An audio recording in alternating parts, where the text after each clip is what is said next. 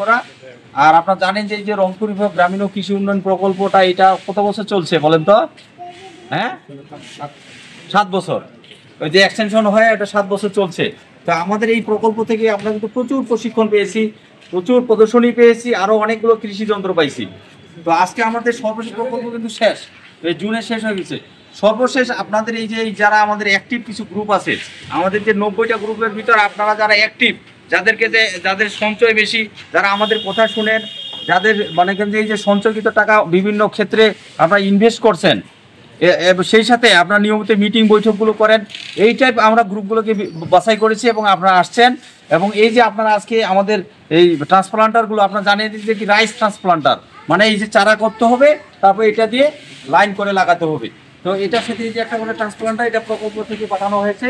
তো এই একটা করে রাইস ট্রান্সপ্লান্টার, সাথে আপনার 100 টাকার ট্রে, আর সাথে টুল বক্স আছে। এই টুল বক্স যেগুলো এটার সাথে যত রকমের সামগ্রী এগুলো আপনারা নিয়ে যাবেন।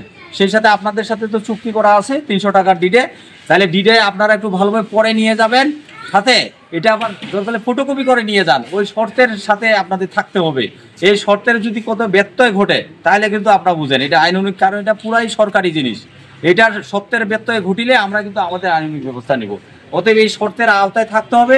এক্ষেত্রে যাবতীয় পরামর্শ, এটার ক্ষেত্রে যে প্রশিক্ষণ, আপনারা তো প্রশিক্ষণ অনেক পাইছেন, অনেকে জানেন যে এই প্রকল্প থেকে আমাদের কিন্তু প্রত্যেকটা গ্রুপ থেকে আমাদের 2 থেকে 3 জন করে এই যে এই যন্ত্রের উপরে, বিশেষ এই চালনার উপরে কিন্তু আমাদের প্রশিক্ষণ দেওয়া হয়েছে বুড়িহাটে, আপনারা জানেন তাই না? প্রত্যেকটা গ্রুপ থেকে দেওয়ার কথা। শেষ মিলে আমরা লোকেই পাচ্ছিলাম না যে এত বেশি প্রশিক্ষণ ওখান থেকে এই যন্ত্র চালানোর জন্য। তো আপনারা পেয়েছেন, এগুলো আপনারা সুন্দর করে নিয়ে যাবেন এবং সযত্নে রাখবেন। এবং এই যে সরকারি একটা জিনিস আপনারা পাইলেন, এটা পেয়ে কিন্তু এই যে সরকারি মাল ধরিয়াকে ঢালানো যাবে না। এটা এমন একটা শেডে রাখা যাবে যাতে নিজের টাকা ক্রয়ের মতো করে দরদ করে একটা করে শেড থাকতে হবে, বৃষ্টিতে ভিজে জং ধরানো যাবে না।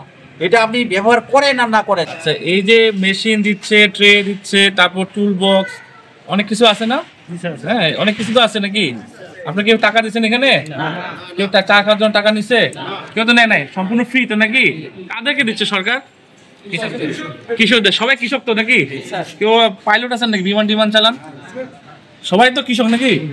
সবাই যদি কৃষক হন তাহলে সবাই ধান চাষ করেন, তাই না?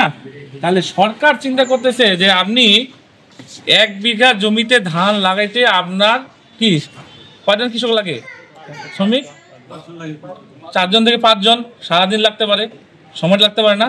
আর এই মেশিন দিয়ে লাগালে কতক্ষণ? আপনার ট্রেনিং পাইছেন নাকি বলেন তো? মেশিন দিয়ে লাগালে কতক্ষণ লাগবে? ½ লিটার পেট্রোল লাগে। এই চারা আপনি 20 দিন বয়সে, কমপক্ষে সব মানে 18 থেকে 20 দিন বয়সে চারা লাগাইতে পারবেন।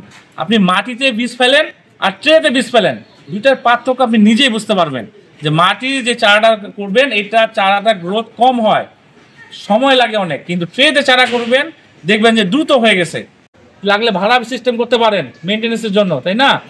আর দলবদ্ধভাবে একসাথে যদি 20 বিঘা 30 বিঘা জমি থাকে তাহলে একসাথেই 100 ট্রে দিয়ে হবে না।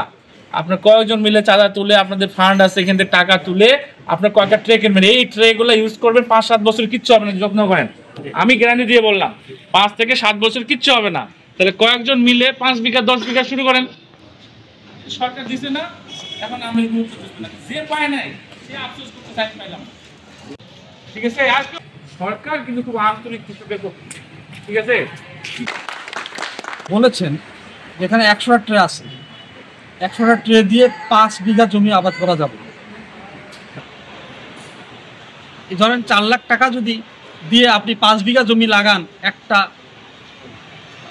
মৌসুমে, তাহলে আপনার কোনো কি এই 4-5 লাখ টাকা ইনভেস্ট করে এটা কি লাভ হলো? সরকারের লাভ হবে না।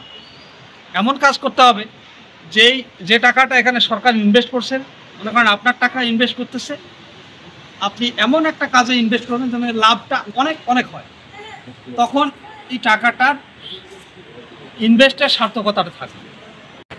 ভুঙ্গামারি উপজেলা তো এই মেশিন দিয়ে ধান রোপণ, মেশিন দিয়ে কর্তন, এটা দিয়ে তো একটা ব্যাপক একটা আলোড়ন সৃষ্টি করেছিল।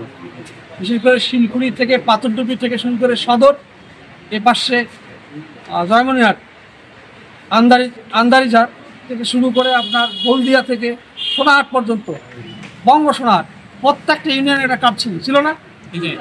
তার মধ্যে পর 3 থেকে 4 বার ফার্স্ট হয়ে আসছে। এখানে কম্পিটিশন, তার সাথে কম্পিটিশন করা খুব দুরূহ ছিল, আছে। এটা যেন অব্যাহত থাকে, ধারাবাহিক অবস্থায় থাকে, এবং এখানে অনেক কৃষক ভাই এবং অফিসারদেরকে সম্মানিত করা হয়, পুরস্কৃত করা হয়, এটা যেন অব্যাহত থাকে। বন্দি ইউনিয়ন, সাধুমোর ফল উৎপাদন গ্রুপ, ইউনিয়ন চরগঙ্গামারি 8 নম্বর ওয়ার্ড। গ্রুপ হচ্ছে ভেল্লিকুড়ি দানা শস্য দল। জয়মিনাট ইউনিয়ন 6 নং ওয়ার্ড, গ্রুপ বড়ঘটামারি বলাবেটা দানা শস্য উৎপাদক দল। ইউনিয়ন প্যাকেজপাড়া, ওয়ার্ড গছিডাঙ্গা। গ্রুপের নাম? গ্রুপের নাম সবজি উৎপাদন group. Union Baldia, ward number 5, Islamabad. গ্রুপের নাম? গ্রুপের নাম হলো বলেন। পাতুরবি ইউনিয়ন 9 নম্বর ওয়ার্ড, 30 জন সদস্য। গ্রুপের নাম কি? দক্ষিণ পাতুরবি দানা শস্য, দক্ষিণ পাতুরবি দানা শস্য গ্রুপ। আচ্ছা, এটা পরে কথা বললাম। আন্দারিজার গ্রুপের সদস্য 30 জন ওয়ার্ড এবং ওয়ার্ড 5 নম্বর ওয়ার্ড। গ্রুপের নাম? গ্রুপের নাম চর বারেটারি সবজি উৎপাদন গ্রুপ। ভ্রমণবাড়ি সদর ইউনিয়ন, ওয়ার্ড নাম্বার 3, বাগভান্ডার। সদস্য সংখ্যা 30 জন। গ্রুপের নাম? গ্রুপের নাম বাগভান্ডার দানা শস্য উৎপাদক দল, ইউনিয়ন সোনাহাট। ওয়ার্ড? ওয়ার্ড 3 নম্বর ওয়ার্ড। 5 নং ভ্রুমারি ইউনিয়ন 2 নম্বর ওয়ার্ড, মানিক কাজী ক্লিনিক মোড়, খাদ্য দানা শস্য উৎপাদন কেন্দ্র।